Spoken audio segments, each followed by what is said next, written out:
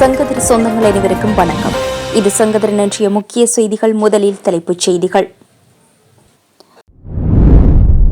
ஜனாதிபதி சிறைக்கு செல்ல ஆயத்தமாக இருக்க வேண்டுமாம் கொந்தளிக்கும் முக்கியஸ்தர்.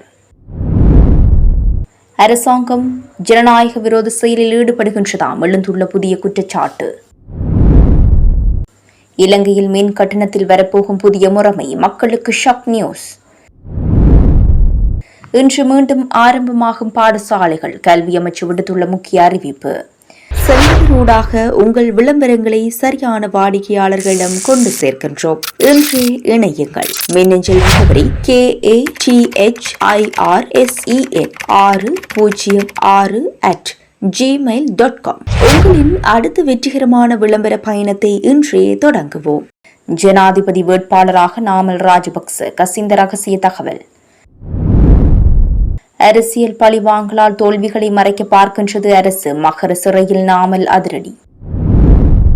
இலங்கையில் பொதுமக்களுக்கு CID விடுத்துள்ள அவசர அறிவுறுத்தல். தொடரும் அமெரிக்க ஈரான் போர் பதற்றம், வெளியான எச்சரிக்கை. இதுபோன்ற செய்திகளை உடனுக்குடன் தெரிந்து கொள்ள செங்கதிர் சேனலை சப்ஸ்கிரைப் செய்து இணைந்திருங்கள். இனி விரிவான செய்திகள்.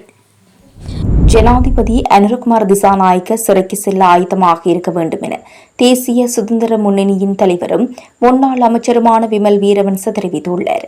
திருட்டை மேற்கொண்டு திருட்டை விசாரணை செய்வதாக கூறி உண்மையான திருடனை காப்பாற்றி வேறு ஒருவரை பலிக்கடாவாகும் நிலைமையை அவதானிக்க முடிகின்றது என அவர் தெரிவித்துள்ளார். அண்மையில் பெரும் சர்ச்சையை ஏற்படுத்திய நிலக்கரி இறக்குமதி மோசடி விவகாரம் தொடர்பில் அவர் இவ்வாறு கருத்து வெளியிட்டுள்ளார். அமைச்சரை பாதுகாத்து அமைச்சின் செயலாளரை சிக்க வைக்கும் நடவடிக்கை முன்னெடுக்கப்பட்டது என அவர் குற்றம் சுமத்தியுள்ளார். களவாடியதுடன் களவாடிய நபரை பாதுகாத்து வேறு ஒருவரை பலிகாடாவாக்கும் நிலைமை வரலாற்றில் இதற்கு முதல் நாம் பார்க்கவில்லை என அவர் குறிப்பிட்டுள்ளார். எனவே இந்த ஆணைக்குழு நிறுவுதல் போன்ற நகைச்சுவை விடயங்கள் ஊடாக இந்த நாட்டு மக்களுக்கு ஏற்பட்டுள்ள பாரிய அழுத்தங்களையும் வேதனைகளையும் தீர்க்க முடியாது என்பதை ஜனாதிபதி புரிந்து கொள்ள வேண்டும் என சுட்டிக்காட்டியுள்ளார். இந்த குற்றச்செயல் தொடர்பில் அமைச்சின் செயலாளர் உள்ளிட்ட சிலரை பலிகடாவாக்கி இந்த பிரச்சினையை முடிவுக்கு கொண்டுவர முடியாது என அவர் தெரிவித்துள்ளார். அடுத்து வரும் அரசாங்கத்தின் கீழ் இந்த மோசடி தொடர்பில் சரியான விசாரணை நடத்தப்பட்டு குற்றவாளிகள் தண்டிக்கப்படுவார்கள் என அவர் குறிப்பிட்டுள்ளார். இலங்கையில் ஆண்டிற்கு ஒருமுறை மட்டும் மின் கட்டணத்தை திருத்தும் புதிய சூத்திரத்தை அறிமுகப்படுத்த எரிசக்தி அமைச்சு நடவடிக்கை எடுத்து வருவதாக தகவல்கள் தெரிவிக்கின்றன. ஆங்கில செய்தித்தாள் ஒன்றை மேற்கோள் காட்டி இந்த செய்தி வெளியாகியுள்ளது. இலங்கையில் தற்போது நடைமுறையில் உள்ள 3 மாதங்களுக்கு ஒருமுறை மின்சார கட்டணத்தை மாற்றியமைக்கும் முறைக்கு பதிலாக குறித்த புதிய நடைமுறையை கொண்டு வருவது குறித்து அவதானம் செலுத்தப்பட்டு வருவதாக தெரிய வருகின்றது. அந்த செய்தியில் மேலும் இந்த புதிய கட்டண சூத்திரத்தை இறுதி செய்வது தொடர்பாக எரிசக்தி அமைச்சும் நிதி அமைச்சும் தற்போது பேச்சுவார்த்தைகளை நடத்தி வருகின்றன. ஆண்டின் முதல் சில மாதங்கள் வறட்சியாகவும் ஆண்டின் இறுதியில் அதிக மழையும் கிடைப்பதை இந்த புதிய முறை கணக்கில் கொள்ளும்.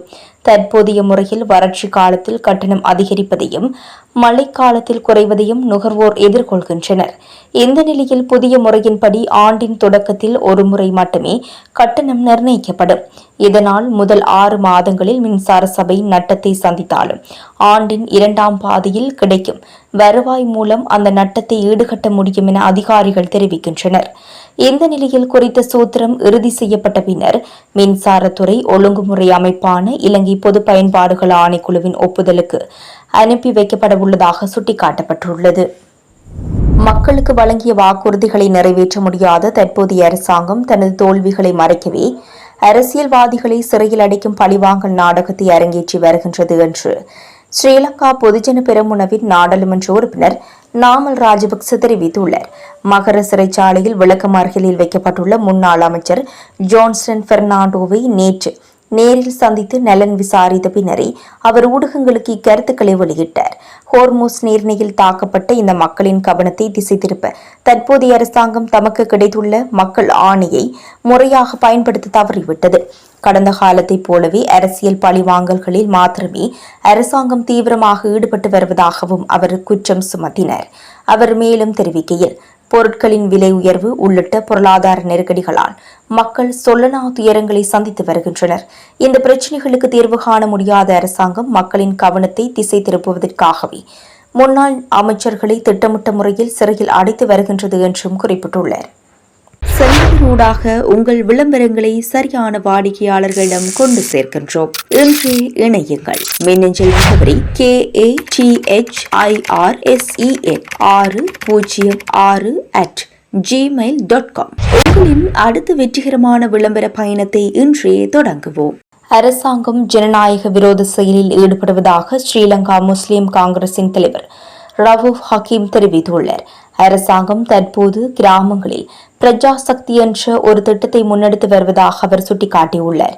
இந்த பிரஜா சக்தி என்ற திட்டமானது உண்மையில் ஜனநாயக விரோதமான ஒரு திட்டம் என அவர் குறிப்பிட்டுள்ளார். மொட்டு கட்சிக்கு ஆதரவாக வாக்களித்தவர்களே பெரும்பாலும் தேசிய மக்கள் சக்திக்கு ஆதரவாக வாக்களித்தனர் என அவர் தெரிவித்துள்ளார். மேலும் முஸ்லிம்களும் தேசிய மக்கள் சக்தியின் பிரச்சாரத்தில் அள்ளுண்டதாக அவர் தெரிவித்துள்ளார். நாடு வங்குரோத்து அடைந்துவிட்டது எனவும் இதற்கு முன்னாள் ஆட்சியாளர்களே பொறுப்பு எனவும் பிரச்சாரத்தில் தீவிரமாக முடக்கிவிட்டதாகவும் அவர் தெரிவித்துள்ளார். இந்த பிரச்சாரத்தை நம்பி பலர் தற்போதைய அரசாங்கத்திற்கு வாக்களித்தனர் என அவர் சுட்டிக்காட்டியுள்ளார். இப்பொழுது நாட்டு மக்கள் இந்த பிரச்சாரத்தை புரிந்து கொண்டுள்ளதாக அவர் தெரிவித்துள்ளார். இதனால் பிரஜா சக்தி என்ற ஓர் நிறுவனம் உருவாக்கப்பட்டு கிராமங்களில் நுழைக்கப்படுவதாக அவர் தெரிவித்துள்ளார். இது மிகவும் ஆபத்தான ஒரு விடயம் என அவர் எச்சரிக்கை விடுத்துள்ளார். எந்தவிதமான ஜனநாயக கட்டமைப்புமின்றி கிராமங்களில் வேலை செய்வதற்கு இந்த பிரஜா சக்தி என்ற அமைப்பு பயன்படுத்தப்படுவதாகவும் இது தங்களது ஆட்சி அதிகாரத்தை தக்க வைத்துக் கொள்வதற்கான ஒரு உத்தி எனவும் அவர் தெரிவித்துள்ளார். அனைத்து அரசு மற்றும் அரசு அங்கீகாரம் பெற்ற தனியார் பாடசாலைகளின் கல்வி நடவடிக்கைகள் இன்று மீண்டும் ஆரம்பமாக உள்ளதாக கல்வி அமைச்சு அறிவித்துள்ளது.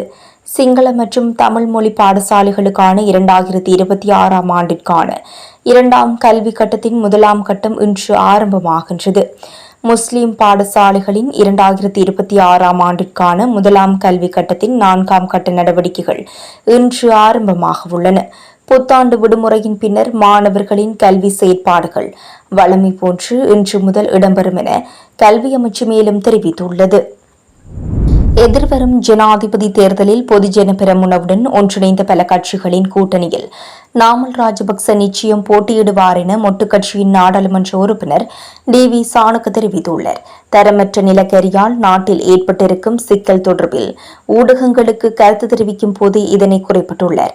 தொடர்ந்து உரையாற்றிய அவர், இன்று உலகில் அதிக விலைக்கு எரிபொருளை கொள்வனவு செய்யும் நாடாக நாம் மாறியுள்ளோம். அந்த எரிபொருளில் மின்சாரம் உற்பத்தி செய்யப்பட போகின்றது. இந்த டீசலில் மின் உற்பத்தி செய்வதற்கு ஒரு நாளைக்கு 4500 லட்சம் ரூபாய் செலவாகின்றது. அப்போது இந்த பணத்தை செலுத்துவது யார்? அமைச்சரா அல்லது ஜனாதிபதியா? இந்த நிலக்கரி மோசடியை செய்தது அமைச்சர் மட்டுமல்ல, இதற்கு ஜனாதிபதி மற்றும் அமைச்சரவையும் சம்பந்தப்பட்டுள்ளது. ஆனால் அமைச்சரவை மட்டும் இதற்கு பொறுப்பாளியாக்குவதற்கு நாம் விடமாட்டோம். இதற்கு உயரிய நீதி செயற்பாட்டிற்கு நாம் செல்வோம். லஞ்ச ஊழல் ஆணைக்குழுவிற்கு முறைப்பாடு செய்துள்ளோம். ஆனால் விசாரணைகள் நடைபெறுவதாக தெரியவில்லை. அதனால் எதிர்க்கட்சிகள் அனைவரும் ஒன்றிணைந்து இதற்கு சரியான தீர்மானம் ஒன்று எடுக்க உள்ளோம். இந்த நிலக்கரி மோசடிக்கு அமைச்சர் மற்றும் அமைச்சின் செயலாளர் பதவி விலகியவுடன் முடிந்துவிட்டது என அரசாங்கம் நினைக்குமானால் அதற்கு நாங்கள் ஒருபோதும் இடமளிக்க மாட்டோம் என குறிப்பிட்டுள்ளார். சிகாகோ பல்கலைக்கழகத்தின் அரசியல் அறிவியல் பேராசிரியரான ராபர்ட் பேப் போர் முடிவடைவதற்கு இன்னும் வெகு தொலைவில் உள்ளது என்று எச்சரித்துள்ளார்.